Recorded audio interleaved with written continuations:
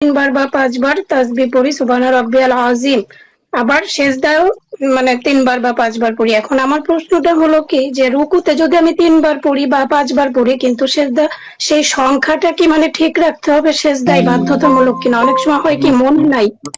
নাই, কম বেশি হলে কোনো অসুবিধা নাই, কিন্তু একটি হাদিস যে রয়েছে যে নবী সাল্লাল্লাহু আলাইহি ওয়াসাল্লামের কিয়াম, দাঁড়ানো, রুকু এবং রুকু থেকে উঠে দাঁড়ানো, সেজদা আর দুই দুই সেজদার মাঝখানে সময়গুলি করিবা মিনাস সাওয়া, কাছাকাছি হইতো।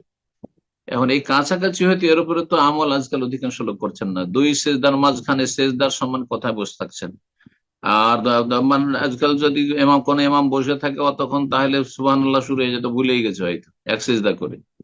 তারপরে রুকু থেকে উঠে দাঁড়ানোর সময়টি রুকুর সমান অথবা সিজদার সমান কি করছে, তেলাওয়াতের সময় সমান সময়, আর রুকু সিজদার সময় কারিবা মিনাস, কাছাকাছি হইতো। এটি নবী সাল্লাল্লাহু আলাইহি ওয়াসাল্লামের সুন্নাত, কিন্তু সহিহ সুন্নাত থেকে মুসলিমরা অনেকটা সরে গেছে। এই সুন্নাত গুলি জেনে রেখে যথাসাধ্য, বিশেষ করে যদি জামাতের সলাতে সম্ভব না হয়, ইমামের মতো করছে, আমাদের পক্ষে সম্ভব নয়, নিজের ব্যক্তিগত যে সলাত হবে, সুন্নত, নফল, তাহাজ্জুদ, এগুলিতে এই সুন্নত গুলি অন্তত জীবিত রাখার প্রয়োজন রয়েছে।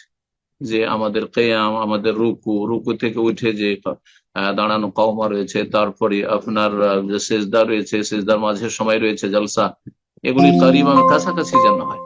কিন্তু জরুরি নাই যে রুকুতে যতবার পড়লেন ততবার সাজদায় পড়তে হবে, এমন কোনো জরুরি নাই, এমন কোনো জরুরি নাই। জি।